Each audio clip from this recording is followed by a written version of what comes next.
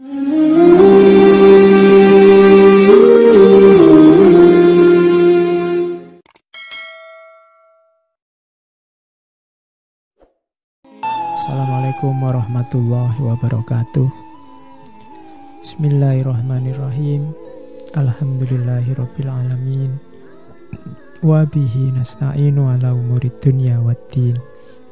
Allahumma sholli ala Muhammad wa ala ali sayyidina Muhammad. Sahabat Yunisia yang berbahagia, semoga puasa kita yang sudah beberapa hari sedikit-sedikit mulai menumbuhkan watak, mengerti batas, mengerti kecukupan, dan memahami cara menahan diri dalam hidup. Karena salah satu watak yang dikhawatirkan oleh Nabi, disebutkan juga dalam Al-Quran dari seorang manusia adalah kemampuannya mengendalikan diri. Manusia itu kecenderungannya tamak. Dalam surat At-Takatsur kan secara tegas disebut alhaakumut takatsur,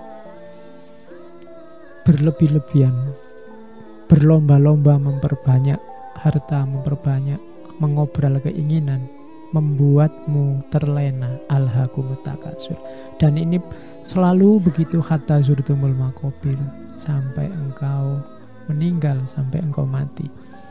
Jadi Al-Quran mengingatkan kita, banyak hadis juga mengingatkan kita bahwa misalnya hadisnya Bukhari yang bilang anak manusia itu kalau dia punya satu gunung emas, dia menginginkan gunung yang kedua, punya dua, dia menginginkan yang ketiga, dan terus begitu sampai dirinya masuk ke dalam tanah, meninggal dan dikubur. Berarti apa?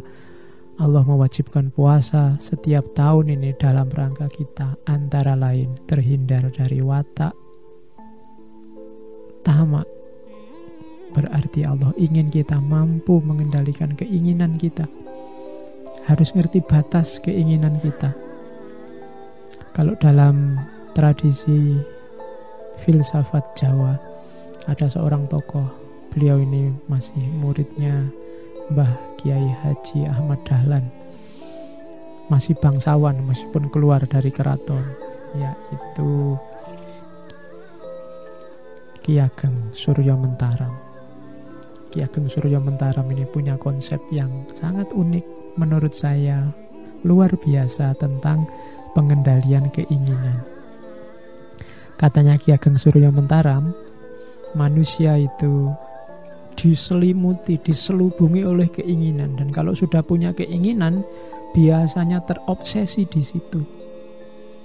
Padahal katanya Ki Ageng Mentaram, kalau orang mau berpikir, di atas bumi dan di kolong langit ini tidak ada barang yang pantas dicari, dihindari atau ditolak mati-matian. Meskipun demikian, manusia tentu berusaha mati-matian untuk mencari, menghindari atau menolak sesuatu. Bahkan meskipun itu tidak pantas untuk dicari, ditolak atau dihindari. Orang merasa jika keinginanku tercapai maka aku akan bahagia, senang selamanya. Jika tidak tercapai aku akan celaka, susah selamanya. Kalau kita sudah ingin sesuatu, kita terobsesi di sana, seolah-olah kalau sudah terpenuhi itulah surganya. Kalau tidak terpenuhi kita stres, putus asa, depresi. Dan hidup kita isinya hanya itu saja. Kita melupakan banyak nikmat Allah yang lain. Kita jadi tidak bersyukur.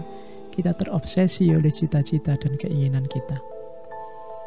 Dari situ nanti Ki Ageng Suryo Mentaram menunjukkan hakikat dari keinginan itu. Dan lahirlah teori yang sangat terkenal, yaitu teori mulur dan mungkeret. Kalau orang Jawa pasti ngerti apa itu mulur, apa itu mungkeret. Teori mulur itu begini, yang membuat kita senang itu kan tercapai keinginan.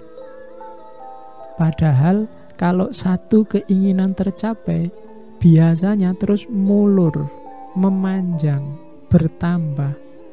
Setelah kita ingin A tercapai, biasanya ingin B. B tercapai biasanya ingin C. C tercapai biasanya ingin D. Itulah mulur. Jadi hakikat keinginan itu mulur. Kalau dia tercapai, dia nambah. Dulu hanya ingin pekerjaan, sekarang ingin gaji besar. Kemudian gajinya sudah besar, ingin nambah bonus. Bonusnya ditambah, ingin nambah waktu cuti. Waktu cutinya ditambah, ingin kantor baru. Kantor barunya sudah ada, ingin, dan seterusnya.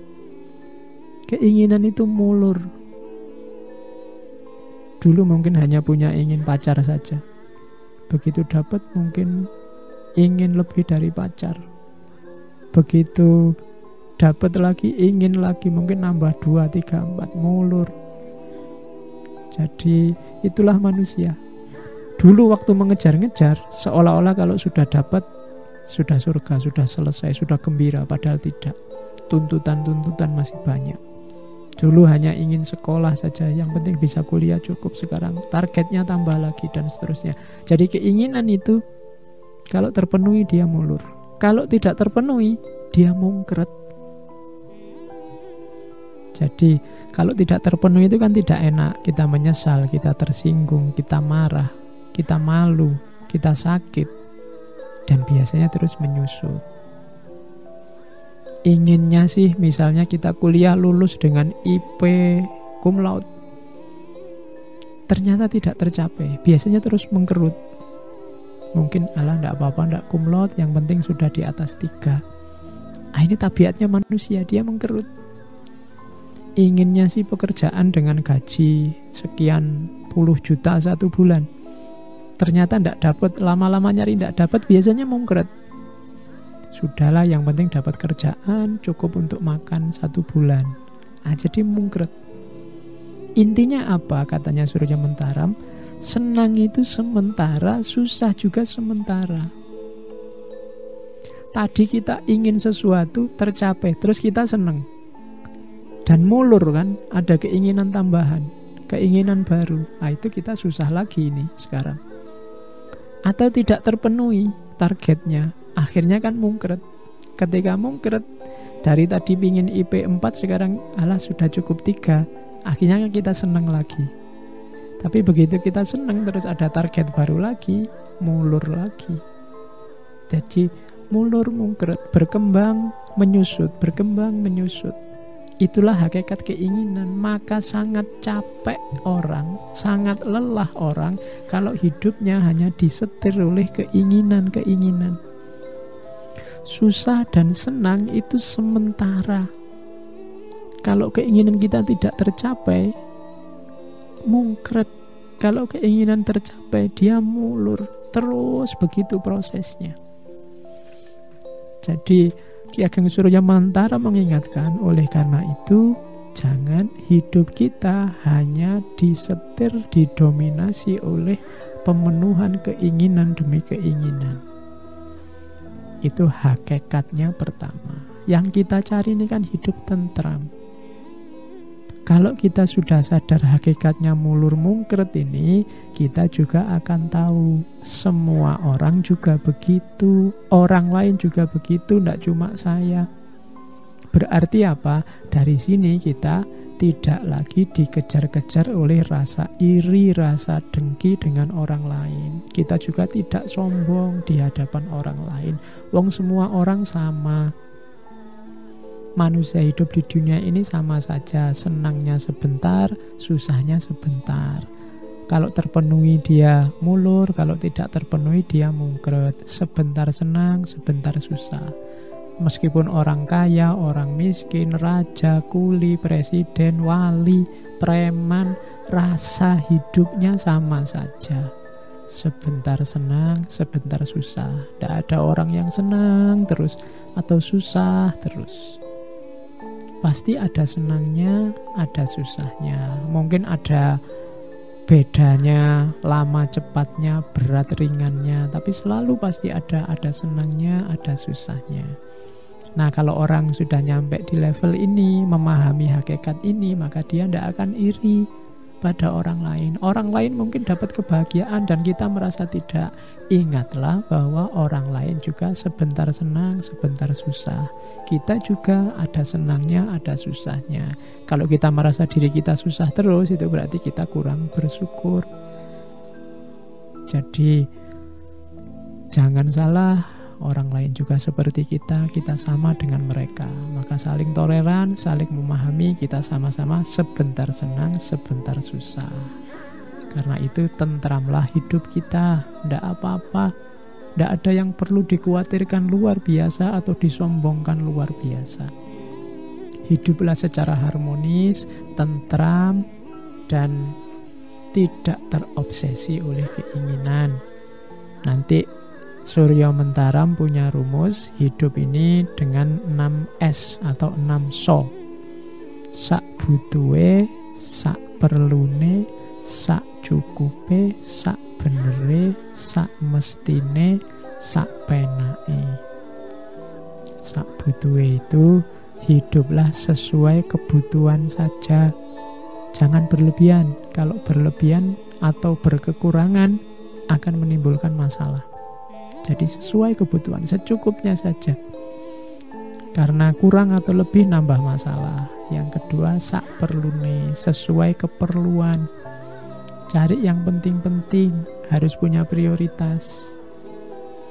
Jadi dulukan yang lebih penting. Yang ketiga, sak cukupe, secukupnya saja. Yang keempat, sak benere, sesuai dengan takaran kebenarannya. Kemudian sak mestine, yang seharusnya, mana yang harus dilakukan, mana yang jangan dilakukan.